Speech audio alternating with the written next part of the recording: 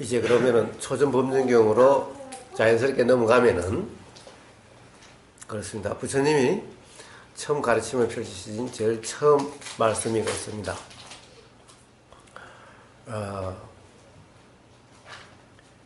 이 수행하다가 보니까 어떻게 보니까 거기 그런 말은 없지만은 좀 첨삭을 해서 이야기를 하자면은 우연히 또는 문득 중도라는 것을 발견을 했고 발견을 했다. 중도라 이름하는 상태, 중도라 하는 것을 발견을 했다라는 거죠. 문득 중도를 발견했고 그리고 중도로서 깨달음이 일어나고 괴로움으로부터 온전히 벗어나게 됐다라고 말씀하신 거예요. 이게 첫 번째 초전법륜경. 초전법륜경이라는 것은 부처님의 첫 번째 가르침이죠. 깨달으시고 난 다음에 첫 번째 펼치신 가르침이 바로 초전법륜경이죠. 그래서 첫 번째 말씀하신 것이 바로 그런 거예요. 자, 내가 중도를 수행을 했다가 아니라 중도를 발견했다라는 거예요. 문득 경험하다 보니까 사실은 어떻게 보면은 이 말이라는 것이 그래서 그런데 이 중도를 먼저 발견하셨을까요? 아니면은 이 깨달음 또는 이 괴로움이 경험되지 않는 깨달음이 먼저 자각이 됐을까요? 중도가 먼저 될 것 같아요. 어떻습니까? 코스모스님 어떻습니까? 깨달음이 먼저. 예. 어떻습니까? 한 분은 중도가 먼저, 한 분은 깨달음이 먼저라고 그러는데, 범성님은 뭐가 먼저였을 것 같습니까? 동시에, 예. 예, 한번 보시다. 사실은 깨달음이 없으셨다면은 중도라는 이름도 없었겠죠. 물론, 경험적으로는 중도라 이름하는 그 상태의 경험이 먼저지만은, 그때는 중도라 이름하는 것도 아니고 그런 상태로서 깨달아질 거라고 모르신 상태였죠.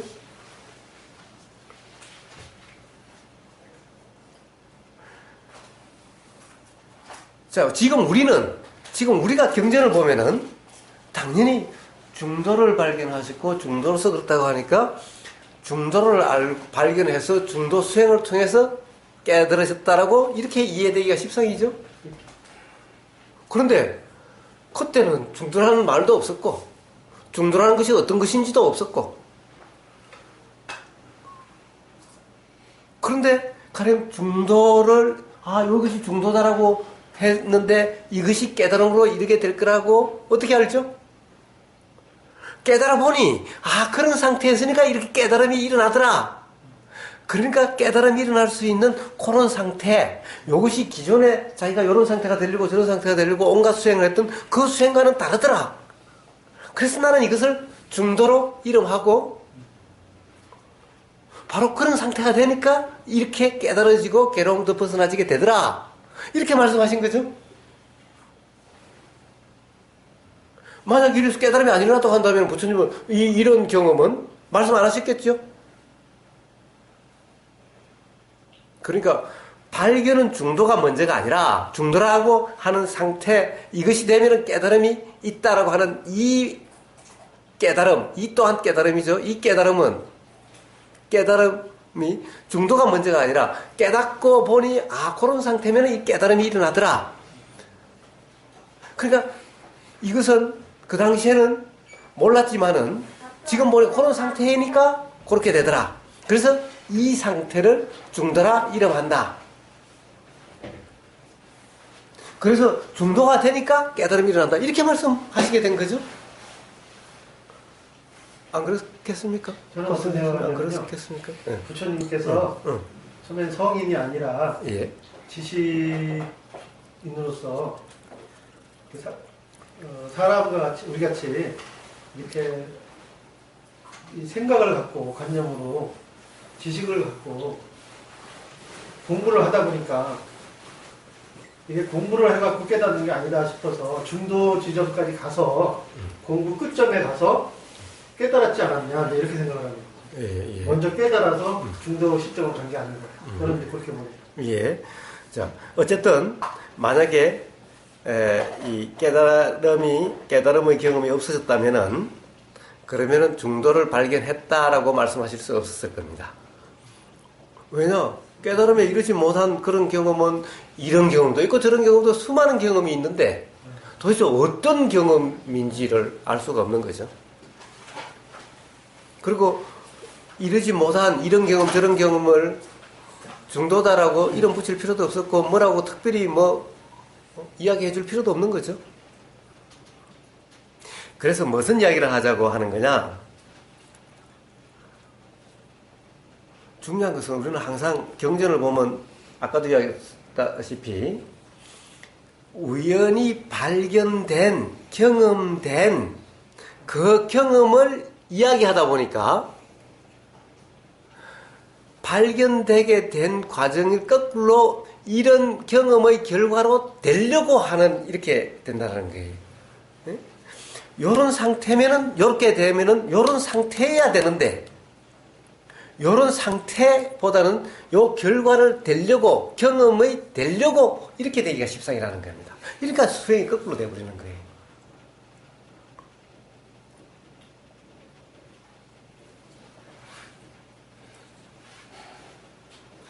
그래서 거꾸로 그러면 그런 것이 일어난 자 초전법륜경에 그렇게 말씀하신 문덕 또는 그동안 이런 수행 경험 저런 수행 경험 그런 경험 이 수행이라고 생각하고 했던 그런 과정에서 그리고 그러한 과정에서 문덕 중도가 발견됐고 그리고 그 중도라고 하는 상태가 되니까 깨달음이 일어나고 괴로움이 경험되지 않게 되더라 라고 말씀하신 게 초전법륜경의 처음인 겁니다. 그러니 그 다음에 뭡니까? 그러니 자 누구든 중도가 되면은 다 이렇게 된다. 그러니까 내가 너희들을 그렇게 가르쳐서 그렇게 만들어주는 것이 아니다. 중도라고 하는 상태가 되면 누구나 다 그렇게 된다. 이 말씀을 하신 거예요. 이 말씀을 하신 거예요.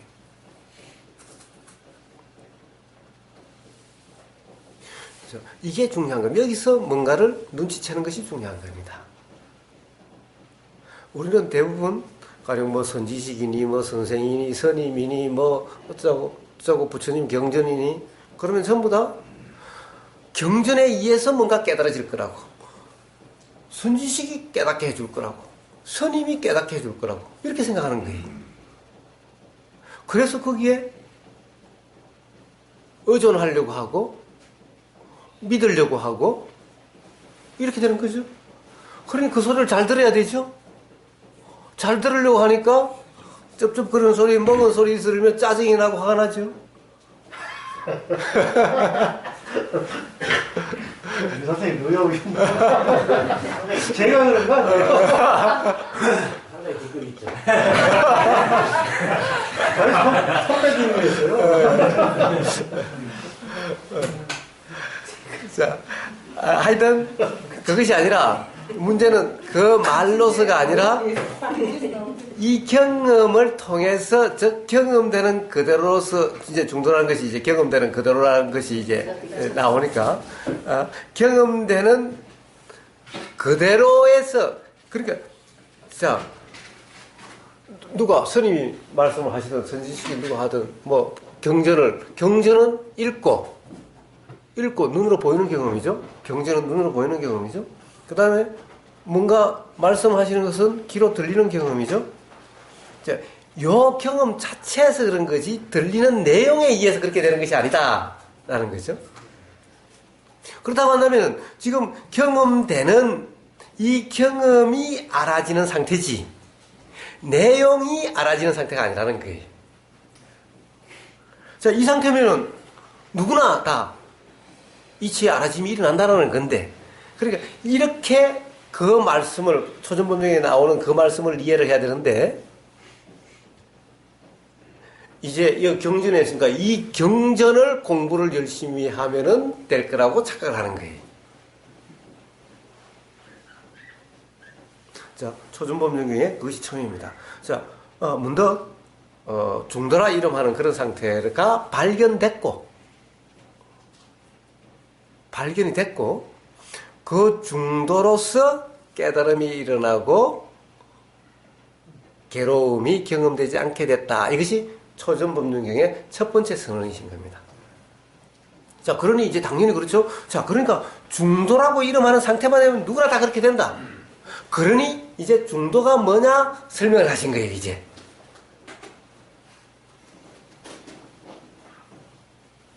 중도가 뭐냐 설명을 하신 거예요.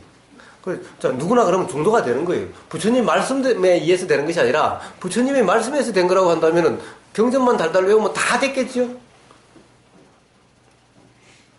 그러나 부처님 말씀 경전을 달달 외워도 84,000번문을 달달 외워도 아무리 교학 공부를 많이 해도 그래가지고 어떤 이치의 분명함, 괴로움으로부터 자유스러움이 되질 않는다라는 거예요. 분명히 부처님이 말씀해 놓으신 거예요. 중도라 이름하는 이것으로서 그렇게 된다라고 그랬지. 경전으로서 이론으로서 교학으로서 그렇게 된다고 말씀하시지 않은 거예요. 이 점을 당연히 아나빠나 사띠경도 초전법륜경도 그냥 경전인 거예요. 그 중도라 이름하는 상태 그 경험되는 그대로 붙잡지도 않고 머무르지도 않고 딱 그거고 그 다음에 경전을 가지고 적용한다는 상태는 예를 들면 반야신경에 불구부정이다 색적 시공이 이런 말들이 있는데 경험될 때마다 그런 걸 가지고 자꾸 경험을 적용해주고 그런 말씀을 지금 하시는 그런 뜻도 되는 겁니까? 네, 그렇습니다. 그래서 경전의 작구가 아니라 결국 부처님의 말씀으로서 무엇을 말씀하시려고 하시는지 부처님 말씀하시고자 하는 그것이 뭔지에 대해서 관심이 가야지 자구에 관심이 간다면은 바로 알아들을 수가 없다는 겁니다. 자, 그래서 초전법륜의 핵심은 그런 겁니다. 자, 그래서 결국 중도라 이름하는 도라 이름하는 그것으로 그렇게 됐다고 말씀하셨으니 누구든 도면 된다. 그러니까 이제 도에 대해서 설명하신 거예요. 초전법륜 자, 중도가 뭐냐? 이제 이렇게 나오거든요. 중도로서 그렇게 됐으니까 누구든 중도라 이름하는 상태면 다 그렇게 된다. 안 될 사람 이 세상에 아무도 없다. 다 그렇게 된다. 안 되는 것이 이상하다라는 거예요. 자, 그럼 중도라는 것이 뭐냐? 중도라는 것은 거기에서는 그렇게 설명이 되어 있습니다. 뭐냐? 감각적 욕망을 탐닉하지 않고 감각적 욕망을 다른 말로 감각적 욕망을 추구하지 않고 또 감각적 욕망을 억누르지도 않고 자, 물론 부처님의 말씀이 그때 어떻게 하시는지 잘 모르겠는데 번역되어 있는 것이 다 맞는지 틀린지 이 빨리어로 되어 있는 것도 다 맞는지 틀린지 사실 알 수가 없어요. 그러나 이렇게 되어 있죠. 감각적 욕망의 대부분을 보면 감각적 욕망에 탐닉하지도 않고 즉 고행하지도 않고 라고 그랬어요. 고행이 뭐냐? 부처님이 6년간 고행, 설상고행을 하셨다나 고행을 하셨다고 그러잖아요. 고행상이라고 해서 보면은 이 해골 바가지 같죠? 뼈다구반 해골 온몸 뼈에다가 가죽만 이렇게 씌워져 있는 것 같이 그런 모습이 있죠? 뭡니까? 고행이라는 것은 바로 감각적 욕망을 억누르는 거예요. 우리 고행이라는 것은, 고행이 뭡니까? 고행은 눈을 통해서 욕망이 일어날 것을 안 보려고 하는 거. 안 보려고 하는 거고. 감촉을 통해서 일어나게 될 욕망을 일어나지 않게 하려고 하고. 그러니까 피하는 거죠. 좋은 옷 입으면은 욕심이 일어날까 봐서 좋은 옷 안 입고.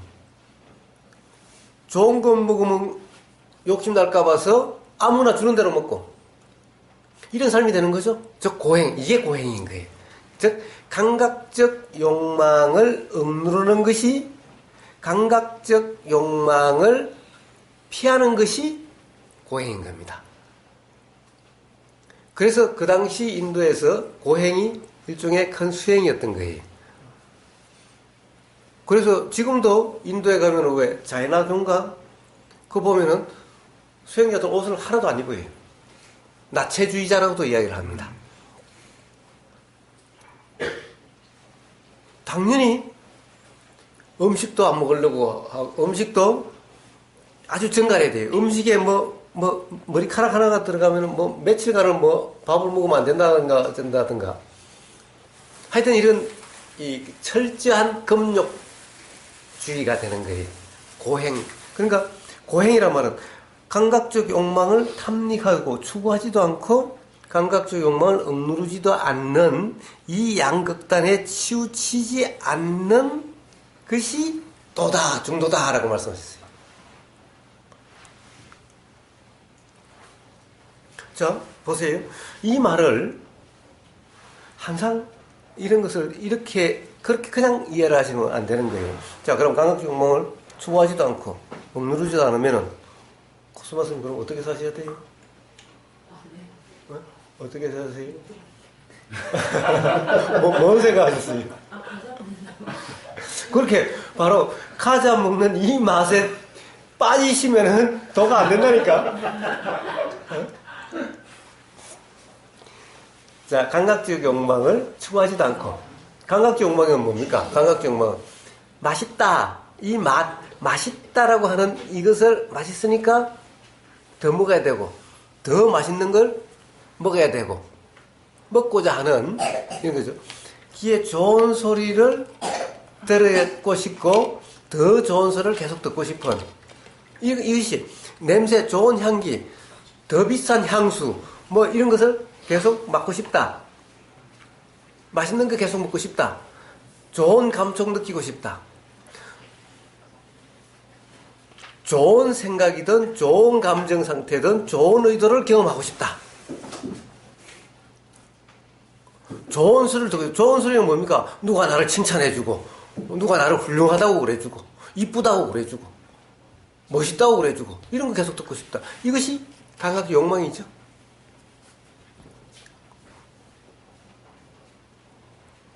자, 그럼 감각적 욕망을 추구하지도 않고, 그런 것을 추구하지도 않고, 그럼 감각적 욕망을, 그러면 이제 나는 그로부터 초연해질래? 안 들을래? 아예 좋은 거 안 먹을래? 아예 여기서 어떤 탐닉이, 추구가 일어날 만한 것은 안 먹을래? 좋은 옷 안 입을래? 이쁜 여자 안 볼래? 아예 안 볼래? 어? 자, 이래서 하는 거. 이게 이제 고행인데. 자, 그러면 대개 어떻게 합니까? 자, 이것을 어떻게 합니까? 감각적 욕망으로 추구하는 것도 아니요. 억누르는 것도 아니라면은 도대체 어떠한 삶이 도대체 도의 삶인 거예요? 네? 도대체 도라는 것이 도대체 뭔 거예요, 도대체? 자, 통상 이렇습니다.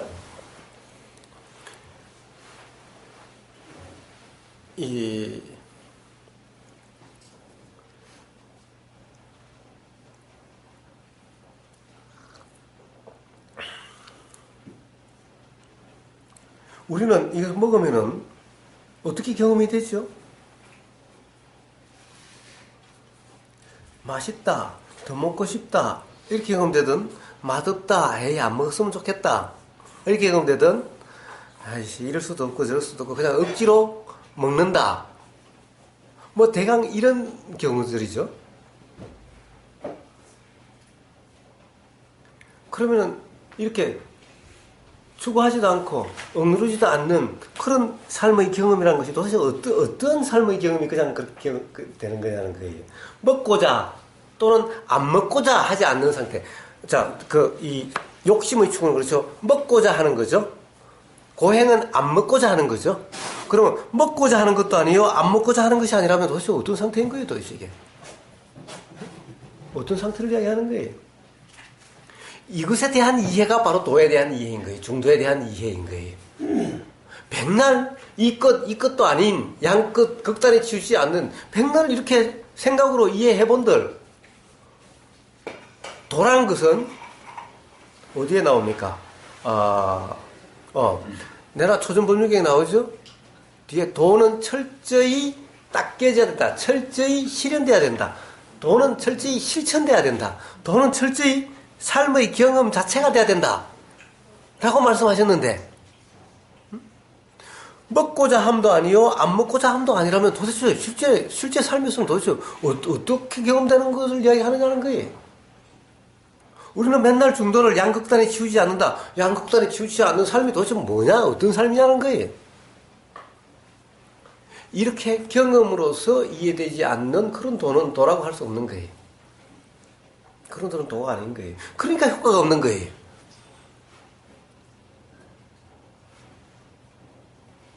자, 그래서 양극단에 치우침이 없다는 이 말이 말로서 이해된다는 것은 의미가 없다는 거예요.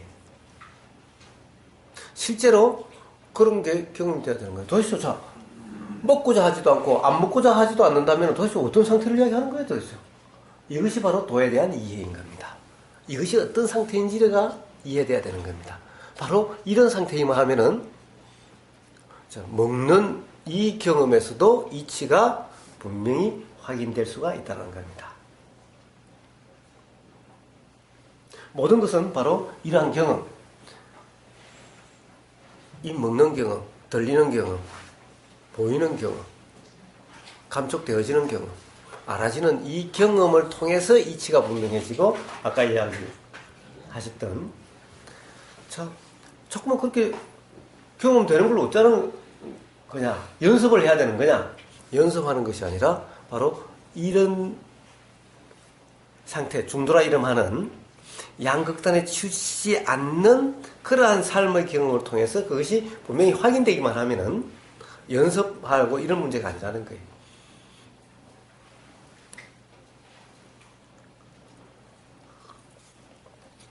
자, 바로 도란 그것이다라는 거예요. 그러니까 그렇게 이제 이야기를 했는데 사실 잘 이해가 아마 앞에 앉아 계신 분들이 잘 이해가 안 된다라는 그런 표정이었던 모양이죠. 그러니까 다시 부처님이 도를 다시 또 설명하신 거예요.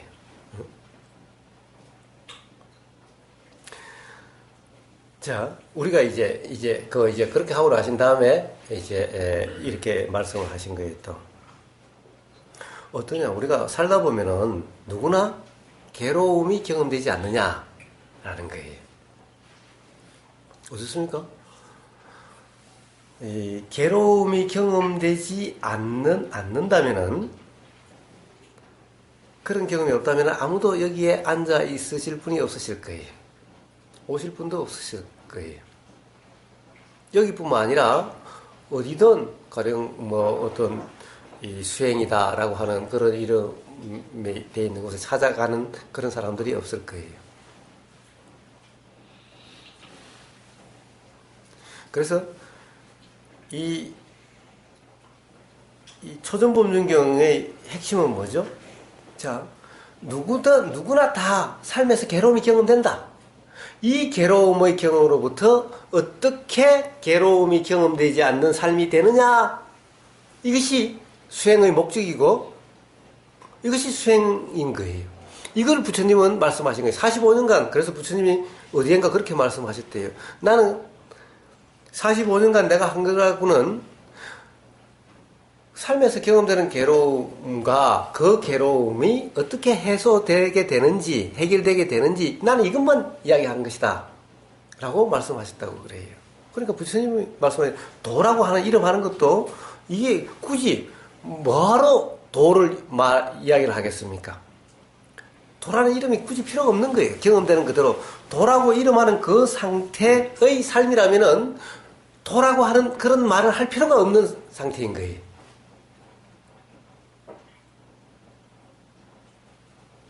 즉 괴로움이 경험되지 않다라면은 괴로움이 경험되는 삶이 아니라면은 도라는 이름이 이런 초전 법령이 이런 것도 없었을 거예요.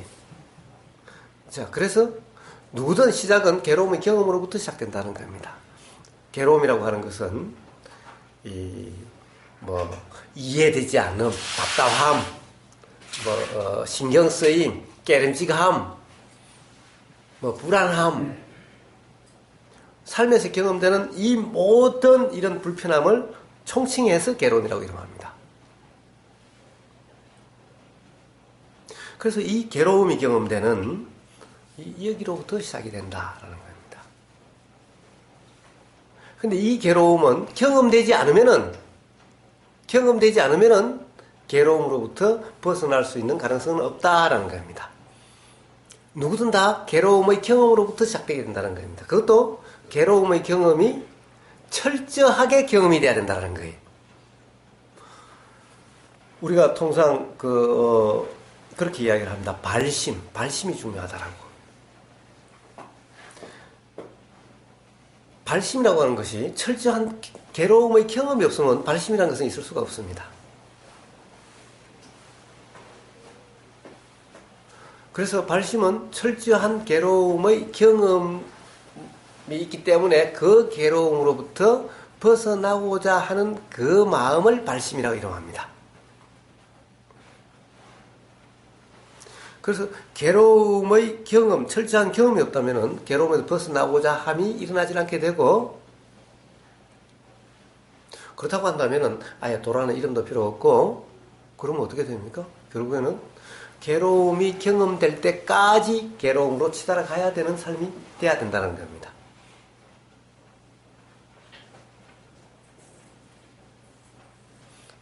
누구나 부처님의 가르침은 이론이 아닙니다. 항상 우리는 사성제, 이제 지금 제가 이야기하는 이것을 이름에서 사성제라고 그러는데 이론이 아닙니다. 실제로 경험되는 것을 말씀하신 거예요.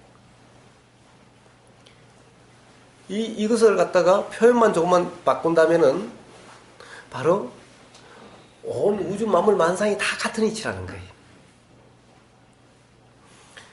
괴로움을 다른 말로 또 뭐라고 할 수 있죠? 좀 이론적으로 이야기하면은 불만족이다. 만족하지 못함, 만족되지 않음, 만족되지 않는 상태, 즉 불만족한 상태가 괴로움입니다. 이걸 사람에 한정시키지 않는다면은 불안정이라고 하는 겁니다. 불안정.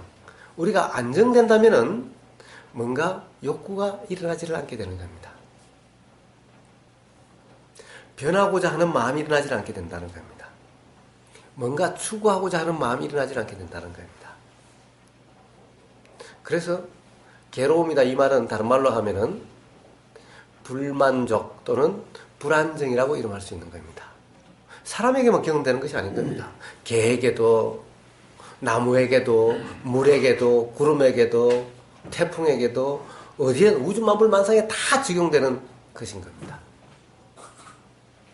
그래서 괴로움이라고 하는 빨리오 두카, 부처님이 그 빨리오로 말씀하시는지 그건 잘 모르겠지만 부처님 말씀을 기록한 최초의 기록 언어가 빨리오라고 하는 건데, 빨리오의 두카라는 바로 불만족함, 우리가 괴로움이라고 번역한 이것은 불만족함 또는 이 불안정이라고 이야기할 수 있는 겁니다. 자, 이게 같은 말인데 왜 우리가 괴로움이 경험되느냐는 거예요. 왜 괴로움이 경험되느냐는 거예요. 도대체 우리는 삶에서 괴로움은 많죠? 뭐가 괴로움입니까? 이별한다든가, 내가 사랑하는 사람과 이별한다든가, 뭔가 이렇게 되고 싶은데 그것이 안 된다든가, 항상 젊고 이렇게 아름다운 상태, 건강한 상태를 유지하고 싶은데 병들고 늙고, 영원히 살고 싶은데 죽고,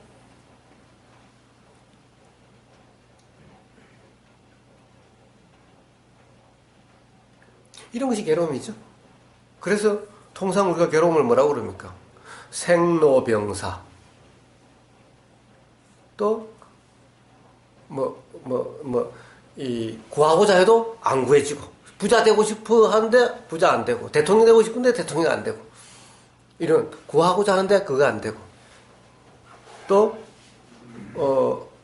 미운 놈 안 보고 싶은데, 미운 놈 안 만나고 싶은데 자꾸 미운 놈하고 만나지고. 또 하나가 뭐죠? 또 하나는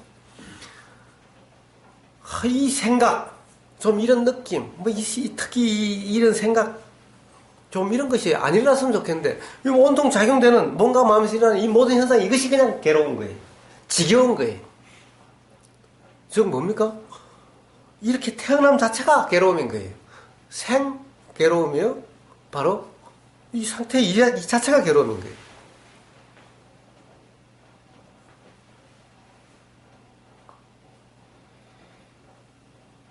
이 자체가 마음에 안 들어요. 이 자체가.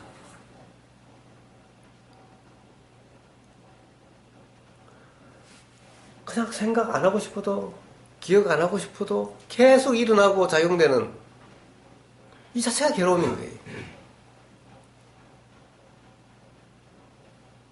이 괴로움에 철저한 누구든 경험되게 돼 있다.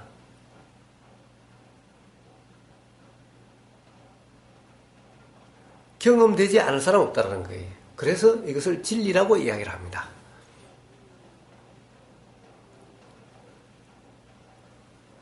자, 그럼 도대체 왜 이렇게 괴로움이 경험되느냐는 거예요. 왜 경험되느냐는 거예요. 왜? 병이 괴로움이라고 한다면은 병에 걸린 사람은 다 괴로워야죠? 병에 걸린 사람은 다 괴롭나요? 병에 걸렸다고 다 괴롭지 않습니다.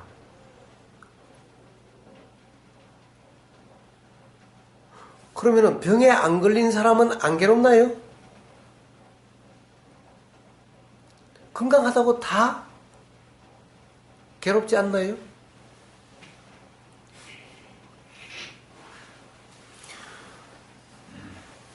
돈 많이 벌려고 하는데 안 벌어지면은 다 괴롭나요? 예를 들면 사업 열심히 해서 잘 나가다가 사업에서 망하면은 다 괴롭나요? 사업 망한 사람은 다 괴롭나요?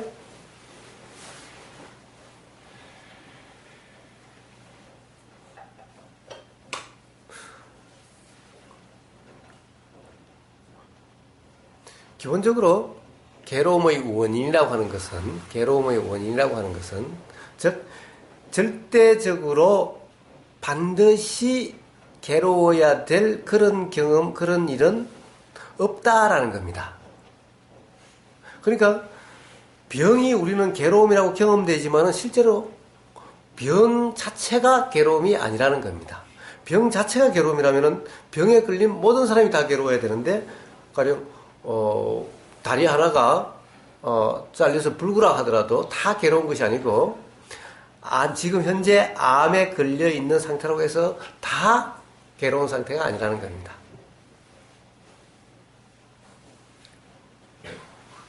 괴로움의 원인은 뭐냐? 괴로움의 원인은 뭐냐? 초전법륜경에 보면은 그것을 가래라고 이야기를 합니다. 가래가 뭐죠? 가래가 뭐죠? 갈은 뭐죠? 이게 갈증날 만큼 좋아해서 그것을 반드시 잡고 싶은, 간절히 잡고 싶은 이런 상태를 이야기하는 거죠. 뭐가 되고 싶은 이런 것을 이야기하는 거죠.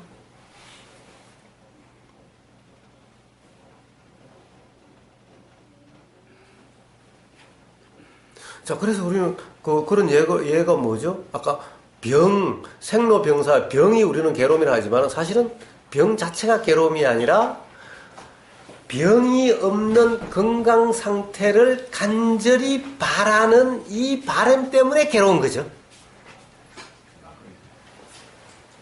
이 이야기인 거예요. 가래라는 것이. 자, 가래라는 것이 이런 말인 거예요. 병 때문에 괴로운 것이 아니라 병이 없는 상태가 되기를 바라는 그런 상태를 간절히 이것이 가래인 거예요. 이 가래 때문에 괴로운 것이 병 때문에 괴로운 것이 아니라는 거예요. 그리고 도대체 이 가래 때문에 괴롭다면 도대체 가래는 왜 일어나느냐는 거예요. 가래가 왜 일어나느냐는 거예요.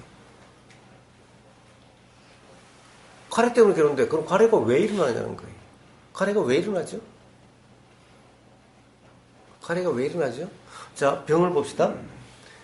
병 때문에 괴로운 것이 아니라 병이 없는 상태, 즉 건강하다로 이름하는 이런 상태가 되고 싶은 거예요. 그러면 건강한 상태가 될 수가 있습니까? 항상 건강하다는 상태가 될 수가 있나요? 자, 건강한 상태는 뭡니까? 또 어떤 사람은, 그렇죠? 예를 들면, 정말 이 아주 이쁜 사람들은 주름살 하나 생기는 거, 이런 것이 죽고 싶을 만큼 괴로울 수도 있죠. 그러면은, 주름이 생기지 않고 팽팽한 이 피부를 유지하고 싶은 이 간절한 마음, 이것이 가래죠. 이것 때문에 괴로운 거죠. 그럼 주름살 하나 생기면은, 막 이제 세상이 무너진 것 같고, 이제 이렇게 되는 괴로움이 일어나게 되는 거죠. 그러니까, 이 주름살 안 생기게 하려고, 이 얼굴에다가 그냥 뭐 몇십만 원짜리 그냥 화장품을 갖다 바르고 막 그러죠. 자, 문제는 자, 그런 상태가 될 수가 있다는 거예요. 어떻게 하면 그런 상태가 되겠어요? 네? 기본적으로 여기서 작용되는 것에는 지금 현재 이게 보이는 요대로가 아니라 계속 뭔가 변하고 있는, 뭔가 작용하고 있는 것이 요렇게 보일 뿐이지, 실제로 요런 상태가 실제로 있는 것이 아니다. 실제로 요렇게 있을 수 있는 이런 것이 아니다. 라는 것을 안다면은, 요것을 유지하려고 한다는 것이 이상한 거죠.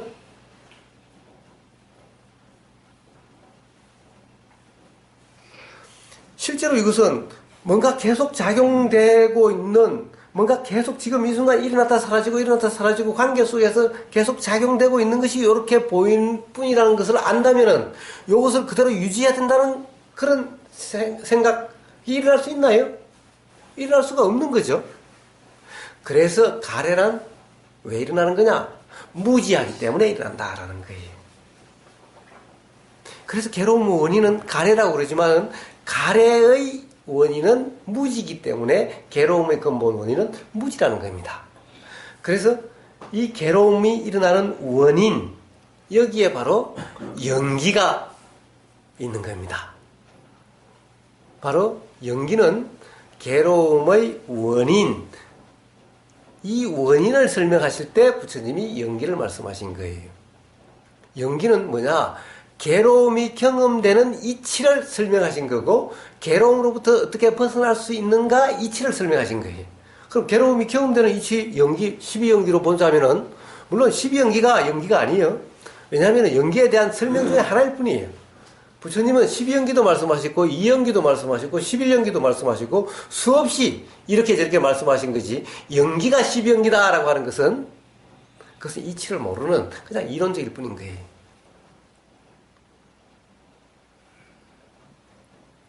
즉 그냥 설명하신 거예요. 그것을 12가지로 설명하셨을 뿐이고, 어떨 때는 9가지로 설명하시고, 어떨 때는 11가지로 설명하셨던 거지, 12연기가 바로 연기다라고 하는 것은 몰라도 너무 모르는 얘기인 거예요. 자, 그런데 12연기, 즉 괴로움이 경험되는 이치로 봤을 때 제일 처음이 뭡니까? 무지인 거예요. 즉 무지가 있으면 괴로움이 경험되고, 무지가 없으면 괴로움이 경험되지 않는다라는 것이 바로 연기 가르침인 거예요. 아니, 괴로움이 경험되는 12연기는 연기, 이 어떤 자연의 이치를 이야기한 것이 아니라 괴로움이 경험되는 이치와 괴로움이 경험되지 않는 이치를 말씀하신 거예요. 자연의 이치를 설명하신 것이 연기인데, 자연의 이치가 뭐냐? 작용의 이치인 거예요. 자, 이런 모든 일어나는 몸과 마음에서 일어나는 우주 만물만상에서 작용되는 모든 작용의 이치, 이것이 바로 세상의 이치죠. 자연의 이치죠. 이 자연의 이치를 부처님은 연기로 설명을 하셨는데, 그 중에서도 괴로움이 경험되는 이 자연 현상의 이치를 설명하신 것이 12연기인 거예요. 바로 12연기의 처음은 무명, 무지인 거예요. 가래가 아니라. 즉 무지가 있으면 괴로움이 벗어나는 거예요. 그럼 괴로움에서 괴로움이 경험되는 거예요. 괴로움이 벗어나고자 하면 어떻게 해야 되느냐? 무지가 없으면 괴로움이 경험되지 않는 거예요. 그래서 부처님이 괴로움이 경험되는 12연기를 설명하실 때는 무지로부터 설명하셨고 무명으로부터 설명하셨고 괴로움이 경험되지 않게 되는 이치를 설명하실 때는 거꾸로 무지가 없으면은 이것도 없고 저것도 없고 그래서 생로병사도 없고 괴로움도 없다라고 이렇게 설명하신 거예요. 자, 무지로부터 괴로움이 일어나게 되고 무지로부터 무지가 없어지면은 괴로움이 경험되지 않는 이 이치를 말씀하신 것이 12연기인 거예요. 단지 12가지로 설명하셨던 것일 뿐인 거예요. 그래서 바로 괴로움이 경험되는 원인, 이것이 바로 여기에 연기가 되어 있는 거예요. 자, 무지인 거예요. 이치를 모르기 때문에 괴로움이 경험되는 겁니다. 이치를 알면 괴로움이란 없는 거예요. 즉, 가래라는 것은 이치를 알면 일어나지 않게 되는 거예요. 이치를 모르기 때문에 일어나는 것이 가래라는 거예요.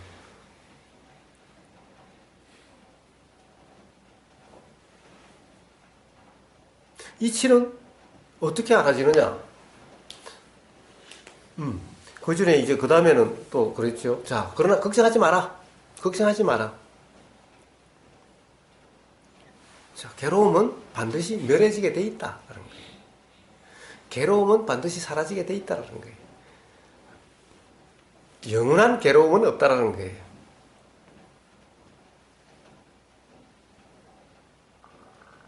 단지 무지만 없으면 괴로움이 경험되지 않는다는 거예요. 무지만 없으면 괴로움이 멸해진다는 거예요.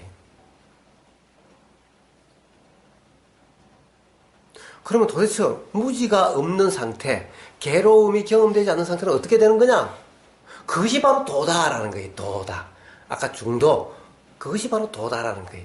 도면은, 도의 상태면은 바로 괴로움이 경험되지 않는데, 괴로움이 경험되지 않게 되는 데는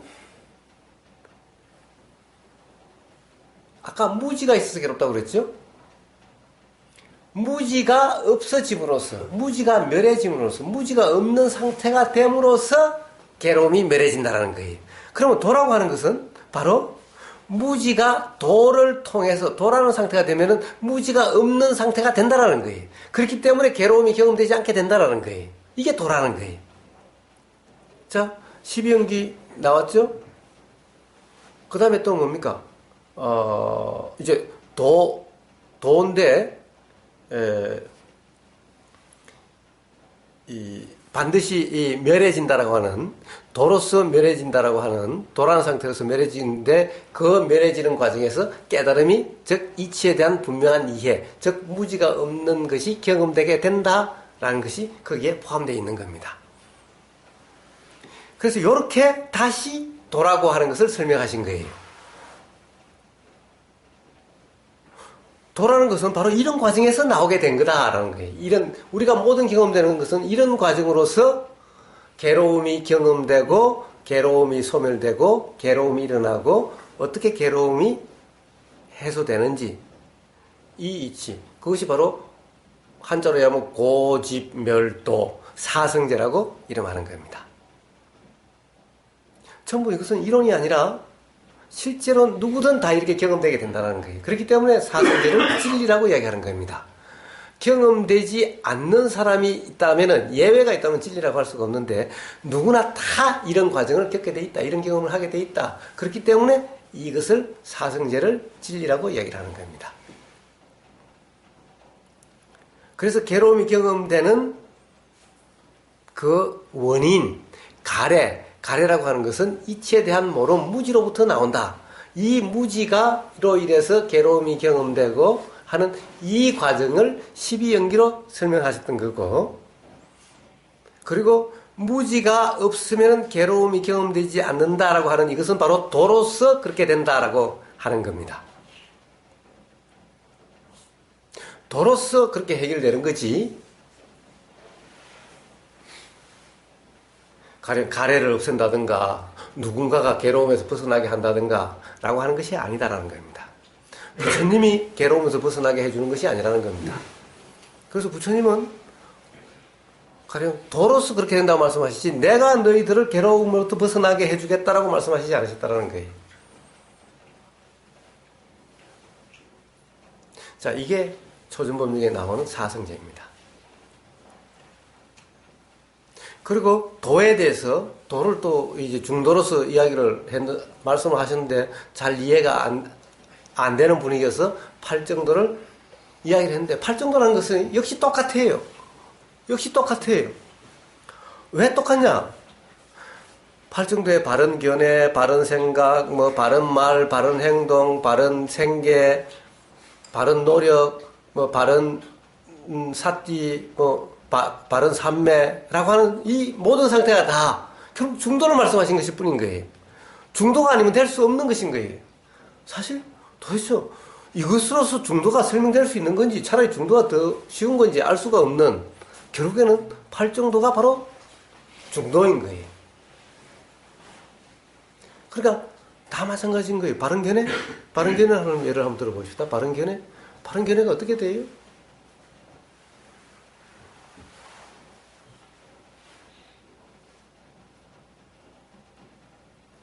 바른 견해를 예를 들면은 경전에 나오는 경전의 말씀을 가지고 규정하거나 해석하거나 판단한다면은 그것이 바른 견해일까요?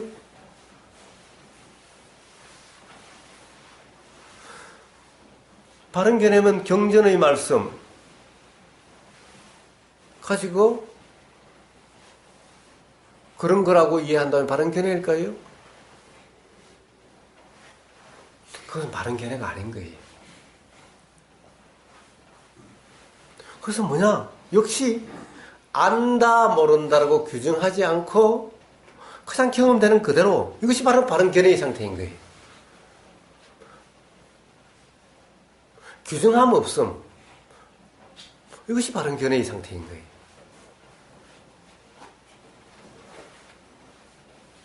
반드시 가령 반야심경에 나오는 이것은 불생불멸이다 라고 생각하고 있다면은 규정하고 있다면은 반야심경에 나왔으니 불생불멸이다라고 하는 그 생각이 바른 견해일까요?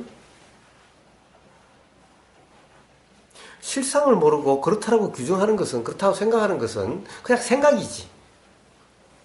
그것은 바른이라고 붙일 수 있는 그런 것이 아닌 겁니다. 그래서 그렇다고 해서 첫 번째 수행하는 사람이 이치를 분명히 알 수 있나요? 이치는 도로서 알아진다고 했는데 그러면 이치가 알아지지 않는 사람은 그럼 수행도 할 수 없나요? 바른 견해가 없는 사람은 수행도 할 수 없나요?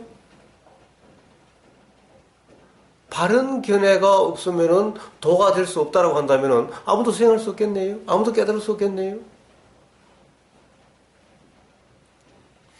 자, 그런 이상한 상태가 되는데 그렇기 때문에 바른 견해란 뭐냐? 즉 견해가 없음인 거예요. 그냥 역시 경험되는 그대로 이 상태가 바로 바른 견해의 상태. 그래야만 비로소 무지에 빠지지 않는 상태가 되는 거예요. 바른 견해의 상태는 무지 없는 상태가 바른 견해의 상태지 바른 견해라고 하는 것이 따로 있는 것이 아니라는 거예요. 그래서 팔정도라고 하는 것은 그냥 그대로 중도로 설명해 놓은 거고 중도라는 것은 그렇게 팔정도로서 그렇게 해가지고 이해될 수 있는 것이 아닌 거예요. 즉 예를 들면 이런 거예요. 바른 노력이 뭡니까? 바른 노력.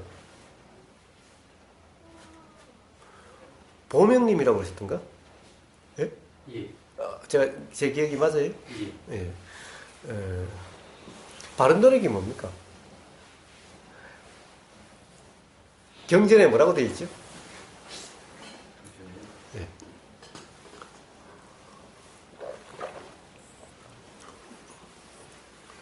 그냥 모르시면 모르신다고 그러면 돼요. 고민할 필요 없이. 기억이 안 나는데. 예? 잘 기억이 안 나요. 예. 다른 노력이랑. 저도 어떤 경전인지는 잘 모르겠는데 바른 노력이 이런 거랍니다. 어떤 거냐 하면은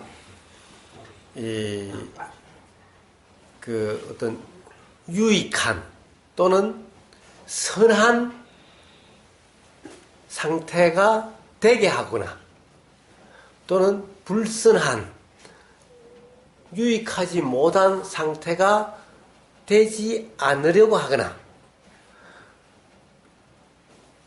또는 지금 이 순간 유익하고 선한 상태면은 이 상태가 계속되게 하거나 지금 이 순간이 유익하지 못하고 불선한 상태라면은 이 상태가 빨리 끝나게 하는 이것을 바른 노력이라고 합니다. 안 굳다라니까 저는 뭐 경전을 달달 외우지는 못해서 이렇게 하여튼 이런 비슷한 걸로 되어 있다고 합니다. 아마 맥락은 비슷할 겁니다. 이게 바른 노력이라고 합니다. 자, 바른 노력. 자, 보세요. 지금 이 순간 불선하다면은 불선한 것을 그만두고 선한 상태로 바뀌려고 한 선함이 일어나게 하도록 하는 것이 노력이다. 어떻게 해야 선함이 일어납니까? 어떻게 해야 불선이 끝나죠?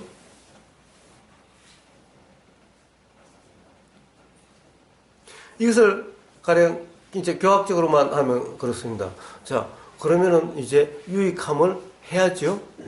예를 들면 이 머릿속에 안 좋은 생각이라면 그 생각을 빨리 없애고 좋은 생각을 하도록 해야죠. 이게 바른 노력이죠. 됩니까? 될까요?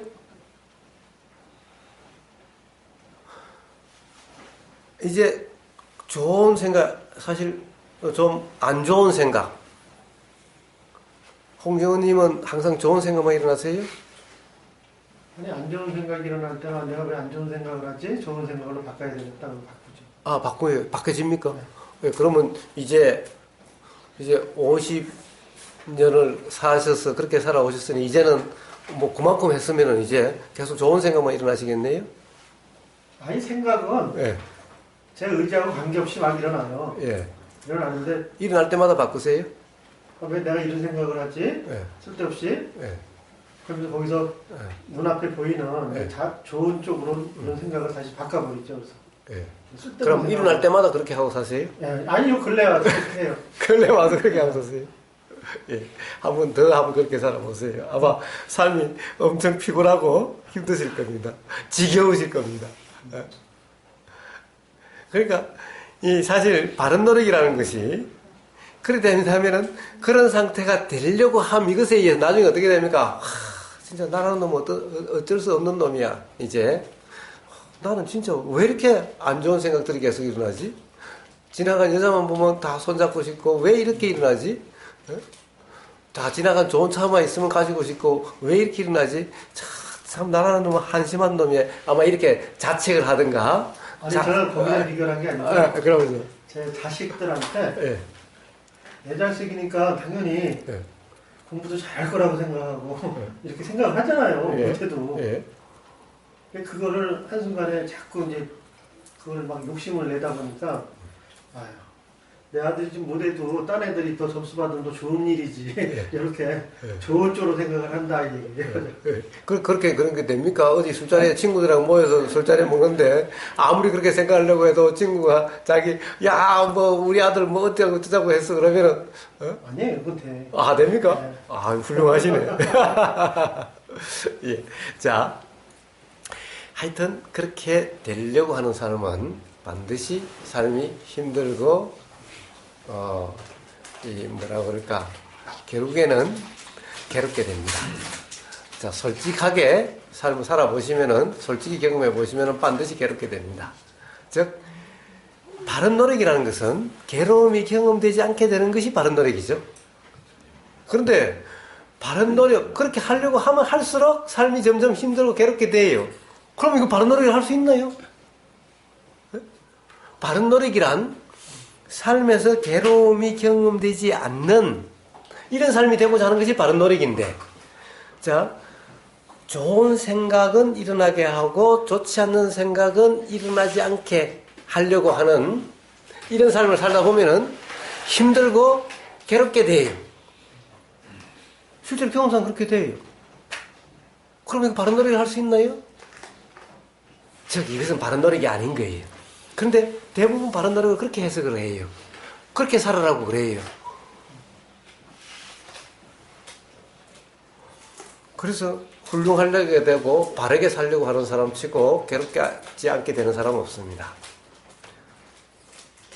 바른 노력이라는 단어하고 분별심하고 같은 단어 아닌가요? 아니요. 그렇게 생각을 예. 굳이 분별이라고 하는 것은 어떻게 보면 뭐라고 그럽니까? 의도일 수도 있고 생각일 수도 있는데, 예. 바른, 이, 뭐라고 그럴까. 물론, 분별해서 가령 더 좋은 상태가 되려고 하는, 훌륭한 상태가 되려고 하는, 착한 상태가 되려고 하는, 이런 것이 이제 바른 노력이라고 생각을 하는데 그것은 바른 노력이 아니다. 잘못 알고 있다라는 것을 지금 이야기하는 겁니다. 왜? 그렇게 하는 삶은 반드시 힘들고 괴롭게 되는 원인이 되는 삶이 되니까. 그러니까 바른 것이 아니다. 바른이라는 것은 괴로움이 경험되지 않게 되는 것이 바른 거지. 괴로움이 경험되게 되는 것은 바른 것이 아닌 거예요. 그러니까 바른 노력이라는 것은 말은 그런데 실제로 그런 상태가 되려고 하면은 그렇게 되려고 하는 것이 바른 노력이 아니라 실제로 그렇게 경전에서 말하는 그런 상태가 되려고 하면은 바로 중도라 이름하는 상태가 돼야, 즉 되려고 함이 없이 경험되는 그대로면은 바로 경전에서 말한 그런 상태가 되는 거예요. 즉 지금 이 순간, 즉 불선한 생각이 알아지면은 알아지는 그냥 그대로로서 바꾸려고 하는 것이 아니라 알아지는 그대로로서 그것이 좋다 나쁘다라고 하지 않고 경험되는 그대로면은 불선한 상태가 아니라 바로 선하다 이름할 수 있는 이런 상태가 되는 거예요. 그럼 바른 노력은 뭡니까? 바로 역시 그냥 돌아 이름하는 그런 상태 점검일 뿐인 거예요.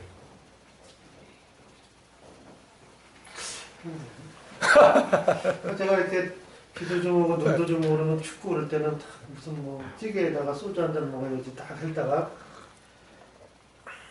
오늘은 참아야지 이렇게 생각을 돌렸잖아요. 예. 그래서 저는 이제 그 뜻을 말씀드리고 예, 그러면 그러니까 그건 제 의지대로 돌아가도 괴롭지도 않고 술을 안 먹어도 그렇다는 얘기죠. 예, 그것은 그 당시에 네. 괴롭지 않다라고 생각하는 것일 뿐인 거예요. 그 당시에 훌륭하다라고 생각으로서 그런 상태였던 것일 뿐인 겁니다. 즉 그것이 일상의 다른 경험에서 불쑥 화나 불편함으로 작용되는 원인이 된다는 겁니다. 즉 뭡니까? 비도 오고 이런 상태에서 라면 끓여서 라면이라고 그랬습니까? 참 뭐라고 그랬죠? 찌개에다가 김치찌개에다가 소주 먹는 것을 은연중에 네. 그것은 그렇게 썩 좋지 않는 거라고 규정을 하시는 거예요. 그래서 이런 것은 참는 것이 좋은 거라고 규정을 하시는 거예요. 그러면은 그런 생각이 일어나든가 그러면은 자기 자신에 대해서 은연중에 점점 자기 자신이 좀 뭐라고 그럴까 만족스럽지 못한 상태가 되고 또 누군가 옆에서 자꾸 그것을 권하는 친구가 있으면은 그런 친구가 저 친구는 좀 수행을 통해서 바르게 살아야 되는데라는 생각이 일어나서 그 친구가 좀 문제가 있다라는 생각이 되고 불편하게 되고 결국 일상 삶이 조금씩 그렇게 돼 가는 겁니다. 자기 자신도 모르게 그렇게 작용돼 가는 거예요. 즉 비 오는 날 찌개에다가 소주 먹는 그 자체는 좋은 것도 아니고 훌륭한 것도 아니고 그렇다고 해서 훌륭하지 못한 것도 아니고 그냥 그런 생각 작용이고 그냥 경험일 뿐인데 그것에 대해서 좋음과 나쁨을 분별하게 되면은 일상생활에서 결국에는 좋고 나쁨이 있게 되고 좋고 나쁨에 따라서 반드시 삶이 즐겁고 괴롭고로 이렇게 경험되게 돼 있고 이렇게 경험되는 것은 즐거움은 점점 추구하고 괴로움은 점점 없애려고 하는 삶이 되다 보면은 점점 더 힘들고 괴롭게 되어져 가는 것이 그것이 자연의 이치인 겁니다. 다 그렇게 흘러가게 되는 겁니다. 그러니까 그 당시에는 아이고 내가 이제 뭐 일어난 것을 내 의지로서 이렇게 하니까 훌륭해 좋아 이 수행자로서 자세가 됐어 역시 홍정원이야. 이게 다른 노력이다라는 게 예. 이게 한국말이 보면은 너무 표현이 애매모호한 게 너무 많은 것 같아요. 그냥 분별심 하나에 모든 게 이렇게 도에 이르지 않나 이런 생각을 해요. 자, 그래서 제가 지금 이야기를 합니다. 그 말의 표현대로가 아니라 즉 부처님이 말씀하신 유익함이라고 이름하는 상태가 되고 유익하지 못한 상태가 되지 않고 라고 하는 말은 유익한 상태가 되려고 하고 유익하지 않는 상태가 되지 않으려고 하는 이것이 그렇게 되는 방법이 아니라 그렇게 되려고 하면 반드시 그 자체가 유익하지 못한 상태가 오히려 될 뿐이라는 겁니다. 왜? 이것은 반드시 괴로움의 원인이 되기 때문에 유익하지 못하다는 겁니다. 그러면 도대체 부처님 말씀하신 그런 상태가 되려면 어찌해야 그런 상태가 되는 거냐? 바로 다시 거꾸로 돌아가서 중도라 이름하는 그런 상태야. 즉 감각적 욕망을 뭔가 일어나는 것을 붙잡지도 않고 억누르지도 않는 이 상태에야만 불순한 상태가 사라지고 불순하지 않는 상태가 되어지는 겁니다. 그럼 도대체 바른 노래가 그게 뭐예요?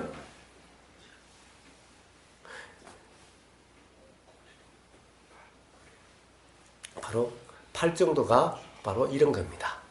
자, 모든 것이 다 그런 겁니다. 팔정도. 역시 그냥 중도인 거예요. 중도가 팔정도가 중도고 중도가 팔정도죠. 그래서 그냥 자꾸로 그걸 이해하고 그대로 하려고 하면은 그렇게 되는 것이 아닌 겁니다. 자, 그래서 부처님이 다시 중도를 팔정도로 설명해 놓으셨습니다. 그래서 팔정도 하나하나가 전부 다 똑같이 중도예요, 그냥. 자, 이제 이렇게 설명을 하시고 나니까 한 가지가 더 빠졌네요. 자, 핵심만 하고 넘어가는 건데 한 번 다 끝내버리는 거예요, 그냥. 자, 그래서 도라고 이름하는 것은 철저히 실현돼야지, 실천돼야지, 즉 생활 자체가 돼야지 그냥 머릿속으로 이해만 해서는 안 된다라는 것이 조전법륜경의 또 핵심적인 가르침인 거예요.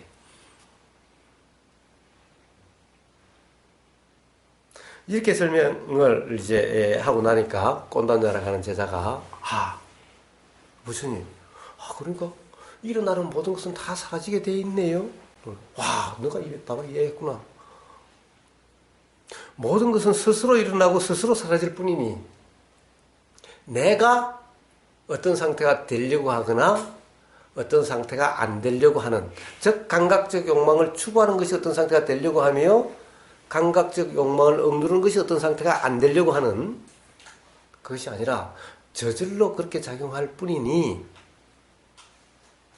이 두 개가 아닌 그냥 경험되는 그대로의 상태이면은 모든 것이 다 일어났다가 사라질 뿐이니 다 그렇게 저절로 해결되게 되어 있는 거다.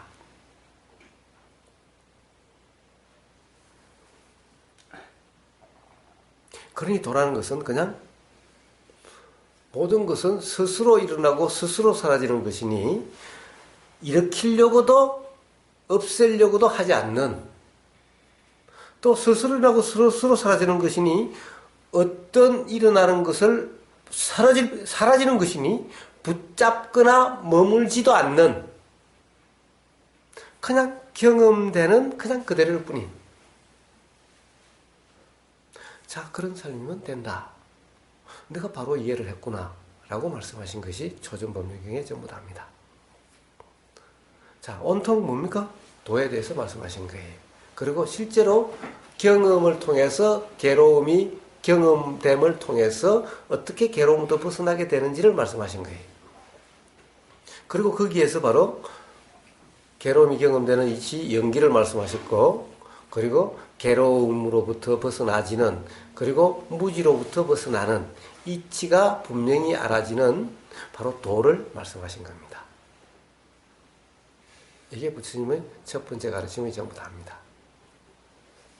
자, 그래서 중요한 것은 뭡니까? 도.